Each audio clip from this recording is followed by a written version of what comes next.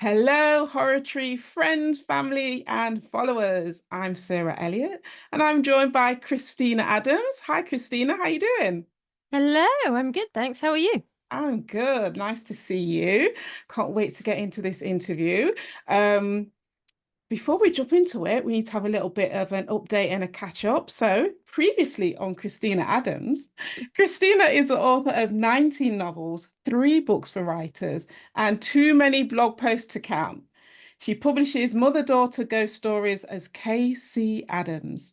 When she's not writing, she's playing with her dog or inflicting cooking experiments on her boyfriend. Maybe we'll hear about that a little later on. Now, I've had a little nosy on your website and read some of your blog posts, which I've very much enjoyed. So thanks for Thank writing you. those. And I had a little nosy about your writer journey.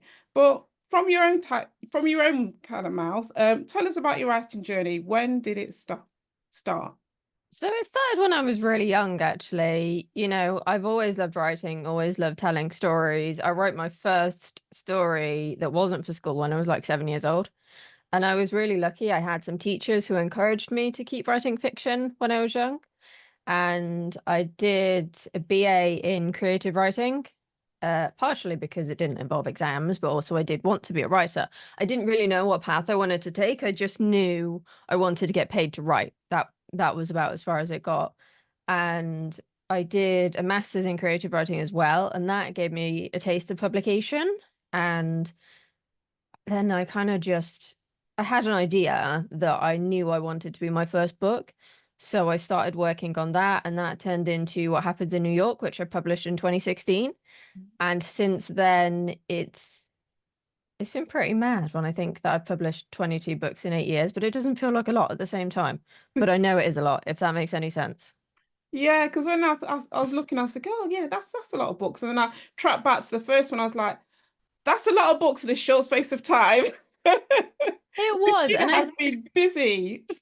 yeah, I really ramped it up in 2019, and it was partially because I wanted to publish more often, but Mm, also because every so often I go into a period of hibernation where I will write a lot but not publish a lot. So I've essentially got a lot stockpiled. mhm. And at the same time, my nan passed away in 2019, so I was kind of running away from grief. Publishing and writing was my coping mechanism, and it was also around that time that I got into writing ghost stories, again, I think as a coping mechanism. Yeah, yeah. So, how have you managed to keep the momentum going? Because I know I've spoken to other writers and authors, and they've talked about like overcoming writer's block, or they've talked about falling out of love with their writing. So, how do you do it, and what's the best writing advice you've ever received? I think it really depends on the type of person that you are because, I did burn out quite badly. And the previous book that I published was in March 2023, and then I didn't publish anything again until The Poltergeist Ship, which just came out on the 26th of July. So there was, what's that, nearly a 15-month gap. Can't do maths, brain's not awake. 16 months? You get my point. It's a long Yeah. gap of over a year, whereas before I was releasing every 3 months or so. Mm, And I really needed to take that time to recharge and also to plan what I was going to do for the Afterlife Calls books. But it had got to the point where I was chasing something and writing wasn't fun anymore. mm, And so I focused on writing nonfiction. I do some work for clients in the HR industry as well. So, working with them and reminding myself that writing can have a message and that it can educate people and stuff, that was a nice palate cleanser. mm. Um, and I really, really needed that because I think otherwise I probably would have stopped altogether Yeah. because it was just I was putting so much pressure on my books to pay the bills, but where do you draw the line between you're chasing something where I don't want to say that it feels impossible, but that it's exhausting to chase and it takes the fun out of what brings you purpose and that you enjoy in life. And I'm not saying you can't make a living from writing, but for me, it's too unpredictable and I need some level of stability. So, the ROI on what I do for clients is significantly higher than what I do for a book when you look at how long it takes to put together. So I kind of balance my time between the two, and that allows me to feel more creatively fulfilled because I'm not putting as much pressure on it. And then I have more energy to interact with my readers as well, which is the other side that I love. I love it when they message me and say, "Oh my God, I can't wait to see what happens. Why have you done this?" And I'm like,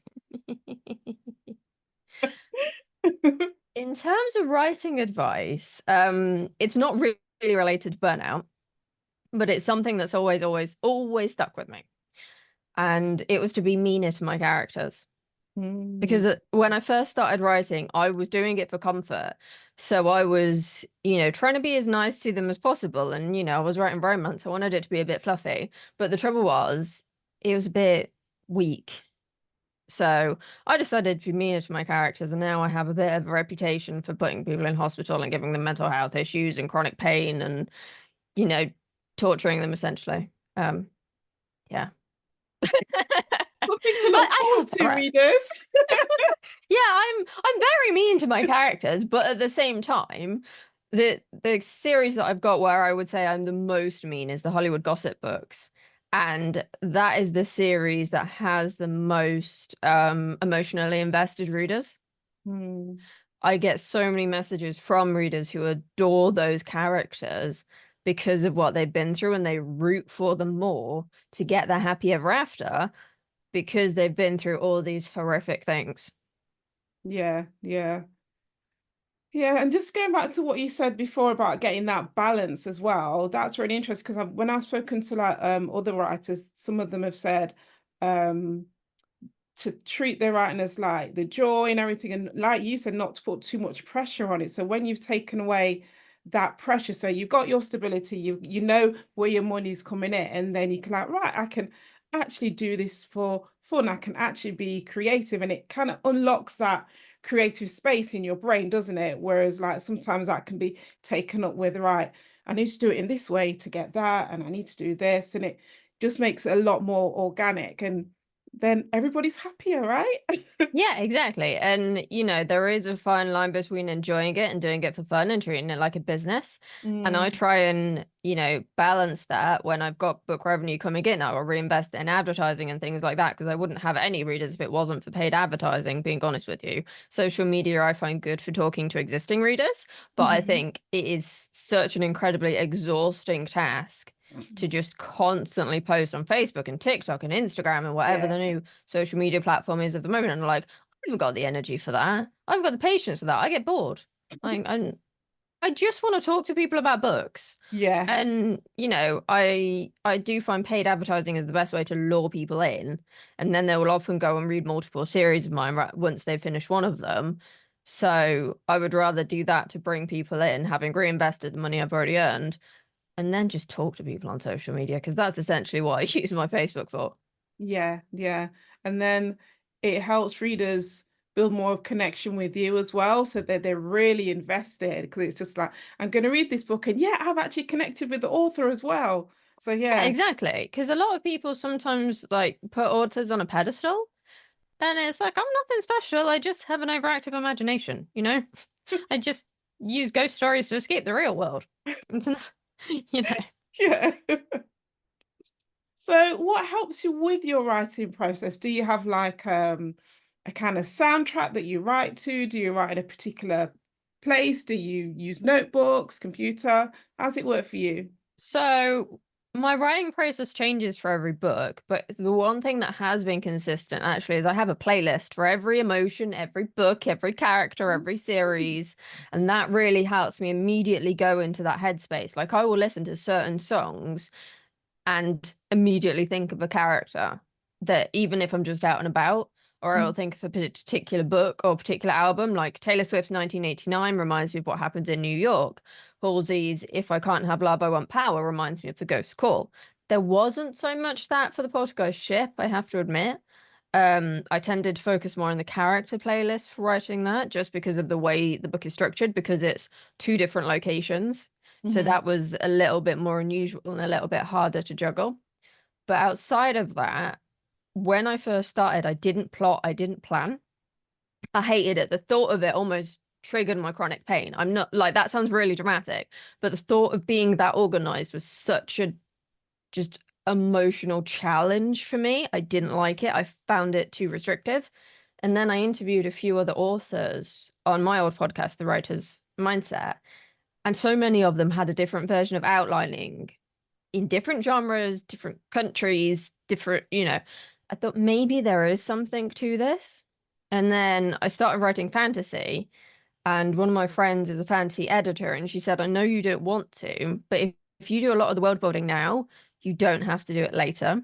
Mm. And she was right. That made my life a lot easier, even if I resented her for it at the time. And then I was working on Hollywood Heartbreak, which overlaps with one of my other books. And I hadn't outlined that book. So I had to reread my own work, which I don't like doing, to make sure that it was consistent with the Mm. overlap and points of view.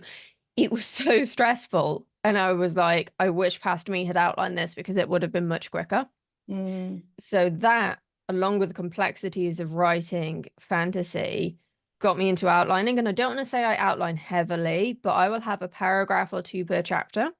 Don't always end up following it. The Poltergeist ship didn't follow its outline in the end, but it just gives me kind of a scaffolding so that I know where I'm going, so that then I'm less likely to get lost and go or dig myself into a hole, because that's one of my big fears with this series is there are so many characters, there is so much lore that if I don't write it down, there's the chance I will forget something or Mm. dig myself into such a hole. And that was another reason book 6 took so long, was that it brings in new characters, new lore, new locations. So I had to make sure that I could see the bigger picture to the end of part 2, which will be book 10, so that I knew what I was doing in book 6 and how that paves the way, because I never used to do this, but I very much foreshadow things. That there's stuff in book 1 that won't come out until book 9, and Mm. I never would have dreamt of doing that 10 years ago. Wow. Yeah. So you kind of like it's evolved, hasn't it? The way that you write. Uh, Totally. and yeah, I can relate to like the thought of having an absolute plan and the pressure of having to stick to it. It kind of like making Hmm. you ill. Um, but I think it sounds like you found that kind of like happy balance. Like, here's my plan, but it's not stuck in stone. Yeah, It's that because there's sometimes you'll get notes back and someone will go that this isn't working, or you need to yeah. flesh this out. And because you were too close to it, you didn't notice it. Or maybe even when you're doing a self-edit, you will realize that stuff doesn't have enough depth. And Mm, there's no reason that you should stick to that just because the outline said it should be that way. yes, If yeah. changing it makes it a better book, change it to make it a better book. Yeah, yeah. It's like, oh, it's not a set of rules, it's more like a set of guidelines Precisely. than anything else. I love that. So, what have been like your greatest challenges in terms of getting the ideas in your head into a book and then out on other people's shelves? Oh, that's a great question. I think sometimes the hardest part is that self-confidence. Are people going to like me? Are they going to like my ideas? Are they going to be really mean? And the truth is, there are some horrible people out there who will be mean. And if they leave you a negative review that's really mean, it's probably a reflection on them, not you. And they're probably projecting their terrible day. I remember when my first book came out, it'd been about 2 days, and someone left a review saying that they wouldn't even pay for it. And the irony being that 2 years later, I made the book perma free. So now no one's paying for it, but it's getting me more money and more readers. Mm. But yeah, the other thing is I see so many people say, "Oh, you need to be on social media and it's a free way to advertise your books." And I'm like, "Is it?" But I don't measure things in time. I measure things in energy. And Yeah. that's because of my chronic illnesses. So if I do something now, do I have the energy to do something else later? Hmm. And there are times when I enjoy doing social media, and there are times when I just think, why am I doing this? Because, yeah, okay, occasionally I've had videos do well on somewhere like TikTok and I can track that it's got me sales, but it's so irregular and I just don't have the energy. Mm. Because as a marketer, I do understand how this works, but I don't enjoy it. And I have a bit of a philosophy that I adopted the end of last year, which is that if something makes you want to die inside, stop doing it. Yeah. Which is why, you know, I reinvest the money from my books into things like advertising instead, because I Mm, found email newsletters, including to my own readers, one of the better ways to make money as opposed to being on social media all the time. There was something I saw the other day that I still can't get my head around. And it was in a TikTok group for authors. And it was saying that before you post a video, you should spend half an hour engaging with other people's content, post your video, and then another half an hour engaging with other people's content. And you should post 3 times a day. That's 3 hours a day on TikTok. and that's just one platform. Exactly. And I'm like, I'm sorry, but no. And also, my videos have broken out of the 200 jail, and I'm not posting that often. Mm, So that, like TikTok, I would say their algorithm is harder to figure out than some of the others, but some of it is you've really just got to work on writing your hooks. mm, And I hate writing hooks. I'll be honest. I hate writing blurbs and taglines and even naming books and characters. So if I can avoid doing that for a little bit when I'm feeling tired, I'm gonna. But at the same time, I am aware the practice is useful. So occasionally I will dive back in. But if I'm feeling ill or busy, it is often one of the first things that falls off, because I would rather spend the time, you know, doing something that fulfills me physically or creatively to help me recharge mm, rather than something that drains me. And honestly, the thought of spending 3 hours a day on TikTok is, just thinking about it makes me tired. Like, mm. no, just please, people, don't do Yeah, that. Please, I beseech you, don't do it. Please, for any reason. Get out of the house, please. I go don't get for a out of the house walk. that often, but please don't spend 3 hours on TikTok. Please. Yeah, pick up a Baffles book me. instead. One of Christina's. Yeah, that's a way better idea. See, the thing is, a book is better for your mental health. Yeah. It is better for developing new skills.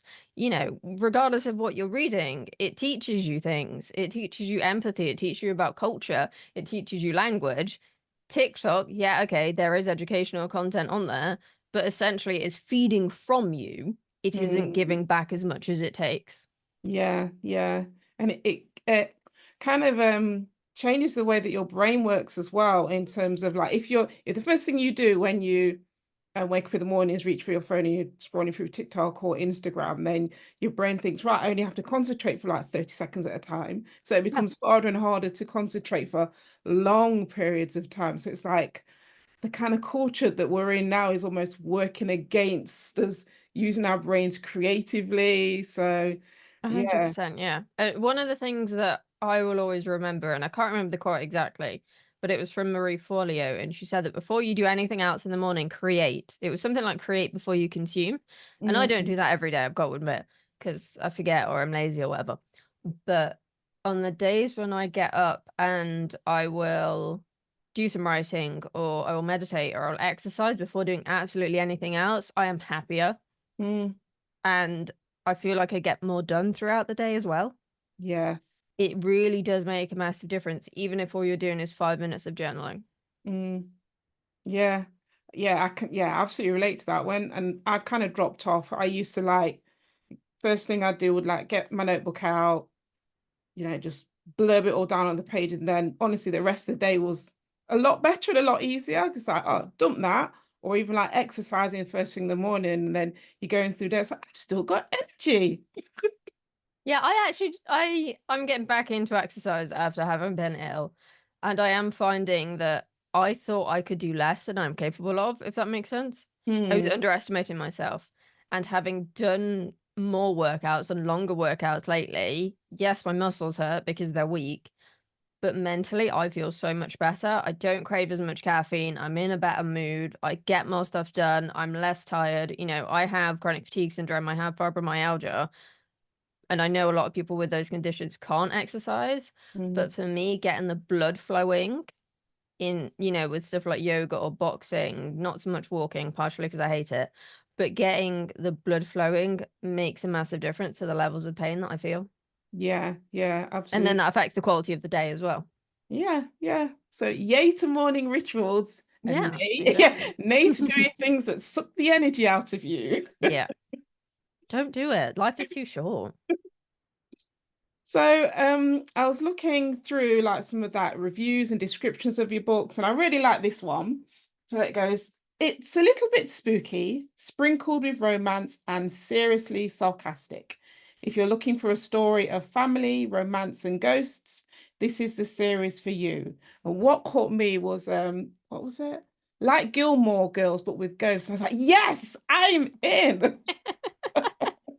So because you obviously write ghost stories, it's not all you write. How scary are your ghost stories? So on a scale of 1 to 10, one being Scooby-Doo and 10 being The Exorcist, even though The Exorcist isn't a ghost story, but where do your stories kind of like fall? I think it depends on the book. There are some that are like a 1, and there are Hmm. some that are maybe a 5. I do enjoy writing horror, and I play with horror tropes. Like the Poltergeist ship is a play on a ghost ship, but it's a haunted cruise ship rather Hmm. than a deserted ship. And so I don't really like things super scary, Hmm. but I do like the fact that horror can be a coping mechanism as well. Yeah, yeah. And also writing can be a coping mechanism. So I aim more for cozy with high drama than scares. Mm, That's more my kind of thing, because one of my favorite genres is gothic fiction. So it's more the gothic take on fantasy and horror rather than being the kind of thing that you yes. might see at the cinema. So Yeah. like one of my big influences is 90s fantasy shows like Charmed, Oh, like yes. I'm Ghost rewatching that right Whisperer, now. Supernatural. Oh, amazing. I started rewatching it the other day and I'm like, how far can I get in before I get really sad? Yeah, Because Prue was my favorite I character. And know. like, um, but yeah, I miss shows like that, and I think Charmed was very ahead of its time, while it's trying to be very subtle with some of its messaging. I've got a blog post on my author blog about Charmed and the influence it had on me when I was growing up. You know, there were messages on the police station wall about domestic violence and drugs in the 90s. You know, Mm, we weren't having those conversations in the 90s, and in a lot of countries, the way women were treated was very different, and there were those subtle feminist messages in Charmed. yeah. And I think the way that the show was done meant they got away with it. And I kind of feel like it lost some of that messaging because it grew. Um, maybe that's just me because I've not rewatched the latest episodes as much. I prefer the older stuff that's a little bit darker, but Mm, like I say, more on the side of gothic than scary. yes, yeah. And that's not to say I don't like scary stuff. It's just I don't think I'm very good at writing it, and I don't think it fits Afterlife Calls. But I will say that in book one of my friends did say it scared her purely because it's got a possessed child in. Oh, And children oh, can be yeah, inherently creepy when they're yeah, possessed. And I didn't realize that was something that it's like everyone's got their thing. Like some people yeah. don't like clowns. I've got no clowns in my books. I can't do clowns. Um, you know, some people might find the build-up of the poltergeist a little bit spooky, but I do err more on the atmosphere of it rather than on stuff like the jump scares. Yeah. Okay, so everyone's been pre-warned, you know what you're getting. So introduce us to the Afterlife series. What's the kind of like lore behind it? Who are the main characters? So the Afterlife Calls series is about a mother and daughter. The mother is a 40-year-old widow and divorcee called Niamh, and she's moved back to her hometown of Hucknall, which is based on where I live, and she's with her 17-year-old daughter Edie. They know they can see ghosts, but Niamh really doesn't want to be able to see ghosts, and they find that ghosts are seeking them out and strange things are happening where they live. So they've got to find a way to solve it because there is no one else who can. And in book one, we meet Ben, who's a librarian, and there are other things about him that make him very useful. He's a love interest for Niamh, and he goes on to become a big part of their group. And in book two, we meet the other member of their kind of found family, who is a 4,000-year-old not mummy. He looks like a mummy. He is not a mummy, but he is 4,000 years old. And he has gone on to become the most popular character in the series. And I have messages saying, please be nice to him. Please don't hurt my baby. I'm not even joking. Like every time I say, who's your favorite Afterlife Calls character, 95% of them will say Fadil, who is the mummy. And it's always Niamh and Edie's points of view. You never get Fadil's point of view yet, but there is like readers almost feel protective of these characters, and this is what I mean about putting them through the ringer. The more drama you inflict on them, the more that emotional investment between reader and characters grows, and I think that's something really special. Mm, wonderful. So the latest book, The Poltergeist Ship, give us the Mhm. elevator pitch. What can we expect from that? So, as I said earlier, that is a play on a ghost ship, but instead of it being a ghost ship, it's a haunted cruise ship with 7,000 people on, and the only people who can help find the poltergeist and stop the poltergeist are Niamh and Ben. It's Mm, them in the middle of the ocean and a poltergeist with a vendetta who is gradually upping the ante, trying to hurt people, trying to scare people. And at the same time, Edie is dealing with a bit of an identity crisis after she's finished her A levels because she didn't get the grades that she wanted to. And I describe this actually as a ghost story about failure and acceptance mm, because Edie is dealing with her own failure, but also there are emotional reasons for why this poltergeist is haunting the person that they are. mhm. And for everyone to kind of come to terms with what happened, there has to be a level of acceptance. And I don't want to say anymore because I'll blow out spoilers. But Yeah, yeah, that's how so I I was just describe it. thinking, stop now, stop now, stop now. And like, yeah, I would say a ghost story about failure and acceptance. Ooh, sounds good. So, you've had a few people read it already. So, Charlotte, as one of your reviewers, said you can see how well the world has been written and built up, and how well the books connect, giving you the impression this series is far from over. Yay! And Yeah, there's much more to come. there will be 15 books in this series. I've got it planned out already. I know exactly how book 10 ends and how book 15 ends. So books 1 to 5 are part 1. So that's complete serial arc. And books Mhm, 6 to 10 will be another one. But in the same way that I mentioned earlier, I was influenced by the 90s fantasy shows. Each book is an individual mystery that feeds into the overarching story mhm. because I like making work for myself. Why not? I like that the whole point of the series was to creatively challenge myself. Yeah.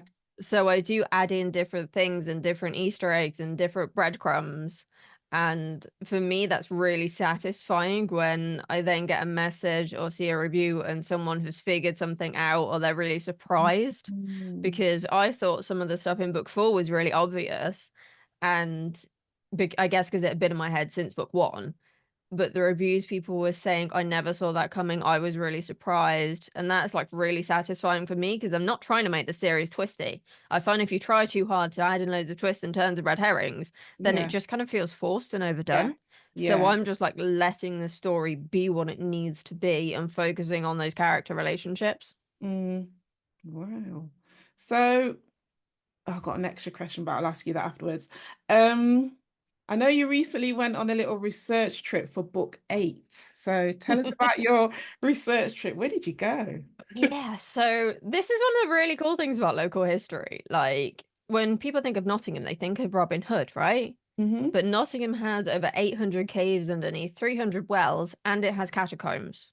No one associates catacombs with the UK, let alone Nottingham. Mm, Does London have some? London might, I think. If it does, I've I not been to them. think maybe, yeah.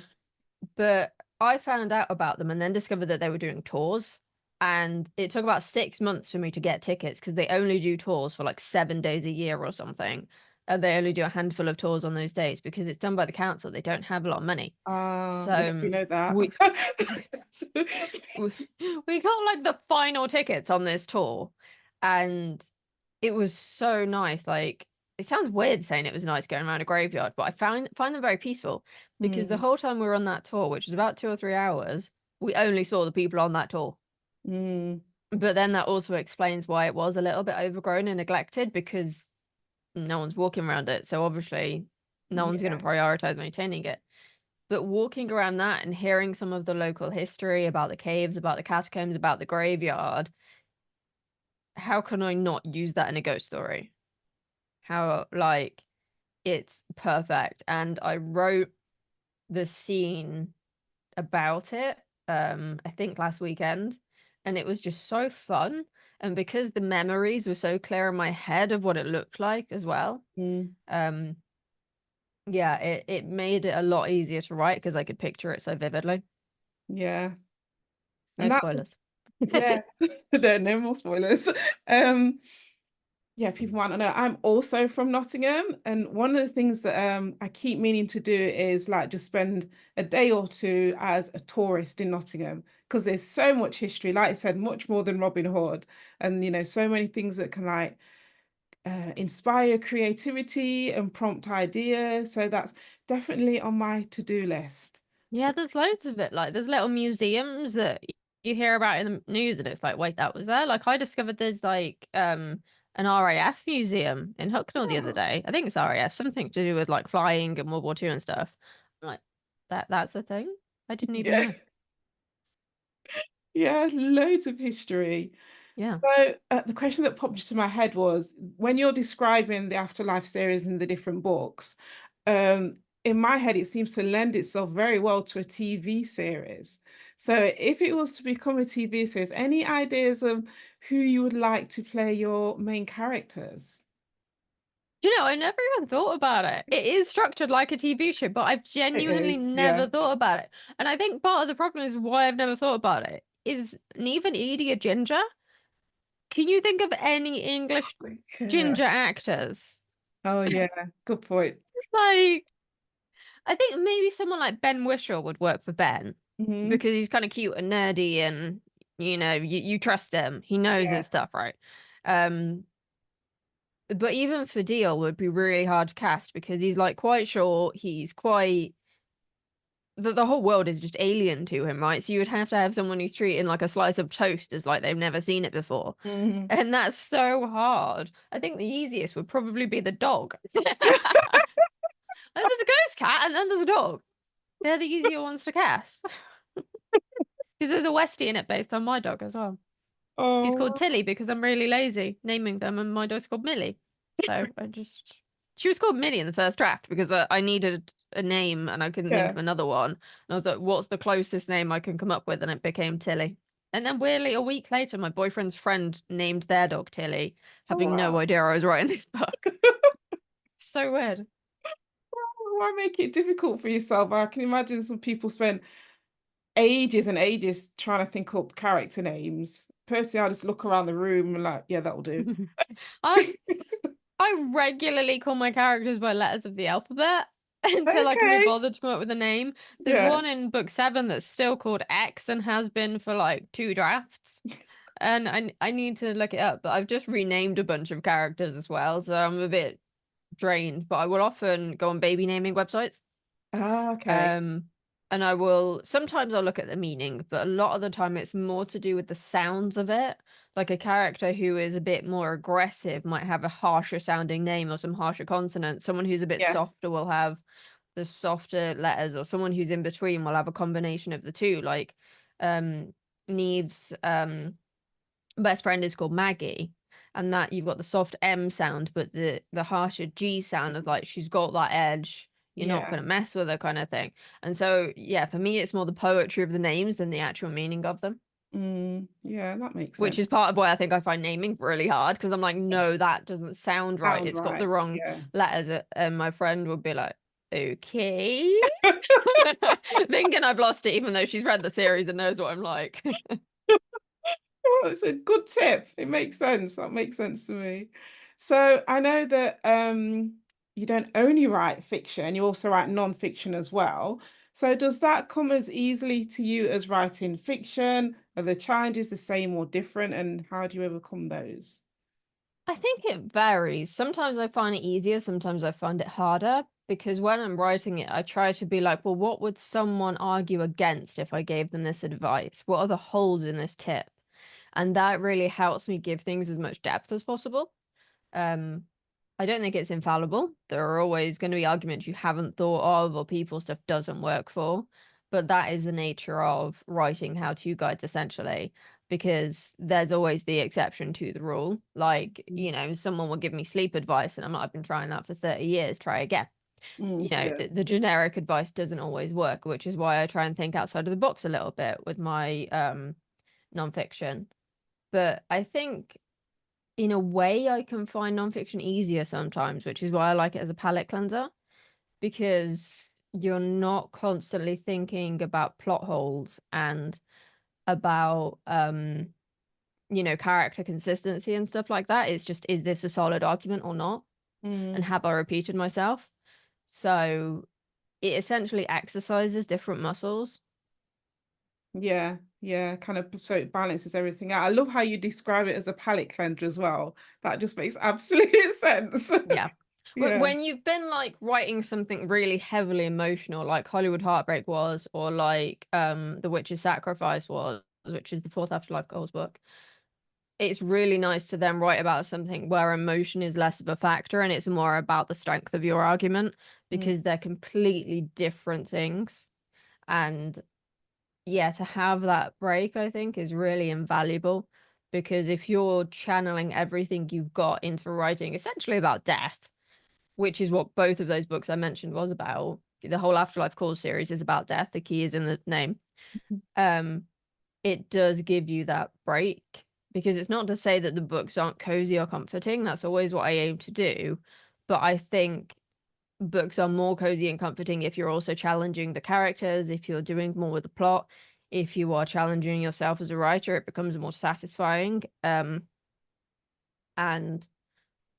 yeah, I just like challenging myself, and that requires some level of respite in between, Yes, so that yeah. then you can really push yourself. And going back to the break between the Mean Girls murder and the Poltergeist ship, that is part of why I had that break, because book 6 brings in so much new stuff, but also I wasn't enjoying publishing anymore. I wanted to go back to writing, so I wrote book 6, I wrote book 7, I wrote half of book 8, I outlined the sort of outlined 9, and I wrote the beginning of book 10.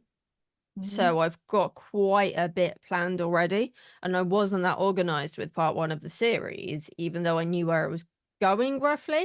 There was Yeah. still some stuff I figured out as I went, and having it already in place makes the whole process much more fun, because I'm just spending time with the characters. I'm really excited to see what readers are going to say. Mm. Wow. So, and I know you've kind of like touched on this earlier on, but just to kind of like finish with, any advice for aspiring novelists? I think go easy on yourself and have fun with it. There's Mm. so much pressure. Oh my God, I need to sell the book. Oh my God, what if nobody likes it? What if they're really mean? Just enjoy yourself, but also remember that you can push yourself creatively further than you think. Mm. And like I said before, it is that balance between having fun with it and treating it like a business if you want to find your readers. And, treating it like a business isn't as fun. So if you want to do it on the side for fun, have at it. Yeah, yeah. you know, and there is no shame in that. And the other thing I would say is that if you find a particular type of marketing soul destroying, I beseech you, stop. Stop. Because yes, it is hard to find readers, don't get me wrong. And I think it's harder now than it was when I started in 2016. But you're gonna stop writing and have a couple of books out rather than a writing career if you Mm. end up hating parts of the process. So it is important to take those time to recharge and find the types of marketing that you can tolerate. Like I said before, I like email marketing. So I did an email recently to my readers about the catacombs of the tour that we did. And I said, do you want more of this type of content? Mm. Let me know and I can do something longer or put some more emails together. And I had responses saying, yes, do more. It's really interesting. So it's not, I know a lot of people don't like email marketing because they feel like it's just me, me, me, me, me. But so is social media. Even more Yeah. so, I would argue. Email is a two-way conversation where you're going, look at this cool stuff that I've done. Yes. People want to see what your desk looks like. They want to see what your dog's doing. I talk about Millie all the time in my emails, all the time. They want to see your research process, the things you've learned. There's like, and that stuff works with social media as well. Don't get me wrong, but the people on your email list have said that they want to hear from you, and more of those people are going to open it than the percentage of people who've chosen to follow you and will find you organically on social. Yeah. So remember to nurture those existing relationships and potentially save up for some paid email newsletters if you want more readers, because I'll be honest, it is BookBub that has got most of my Afterlife Calls readers. I've never really got that many from social media. I ask all the time, 90% of my readers have come from BookBub or Facebook ads, and I don't run Facebook ads anymore because they don't work as well. Yeah. So how do we get onto your email list so we can read these yummy emails, Kristina? Yeah, so my website is KristinaAdamsAuthor.com, and that's Kristina with a K. And on there, I've got 2 short stories. One is The Ghost Hunter's Haunting, which is about Niamh when she was a teenager and how the entire school found out she could see ghosts, which was mortifying for obvious reasons. And the other one is a prequel from my very first book, What Happens in New York, about one of the characters and how he dealt with losing his sister. I really do write about death a lot. I never noticed that. It wasn't intentional in 2016, I swear. It's What a intentional now. year. Yeah, as I've grown, I just write about dead people more. But I bring them back, so it's fine. So that's your website. How can we find you on your socials? Yeah, so pretty much everywhere I am Kristina Adams author. On X, although I don't really go on there anymore, it's Kristina author. And on TikTok it is K.C. Adams author. But primarily you will find me on Facebook because that's how I talk to a lot of my friends overseas and a lot of my readers are on there. Oh, So okay. I do check Instagram, but it tends to be stuff is reposted by my VA because I just don't get anywhere with it. Like, I'm just not like, it doesn't matter what I post on Instagram, it just doesn't do well. And I'm like, I don't really like taking photos anyway. So Yeah, yeah, let's just repurpose some stuff. yeah. Because I know readers are on there, but Yeah, it's it's a lot of effort for very little return. yeah. I post the same stuff on TikTok and it does better on there than on Instagram. Yeah. And quite often, no, again, I will post the same thing between Facebook and Instagram, and it will do better on Facebook than on Instagram. So I'm like, just focus on Facebook and TikTok. Yeah. Although I only post on TikTok a handful of times a week because, as I said before, I cannot be bothered. Like I like written social media content, so you're more inclined to find me writing like a mini essay almost or linking to a longer blog post Yeah. on there because it's just more my thing. Yeah. Yeah. Makes sense. So Lean into what works for you. absolutely what you enjoy. Yeah. Otherwise, So what's the point?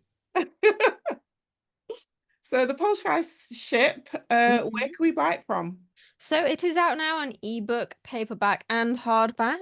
And you can get the ebook when I can say it, and paperback from all good retailers now. There might be a couple of places that are still behind on getting the paperback of Poltergeist, but on at least a couple of retailers, and I imagine the others will catch up. It's just because it takes processing time. I'm not, a big fancy author, so they won't let me do paperback pre-orders. So stuff takes a bit longer, but you can get the ebook in as many places as I could possibly get it, and you can request it in your local library as well. Oh, amazing. Yeah, the first 5 books are in Hucknall Library, actually. Ah, okay. Great. Need to Right. get them into more Nottingham libraries. Yes, absolutely. Yeah, definitely. Well, it's been fantastic speaking to you, Kristina. Just like literally a stone's throw away. Yeah, thank you for having me. It's been really fun. Yeah, thank you so much. So, everybody, the Poltergeist ship available. You've heard where it's available from. Ta-da!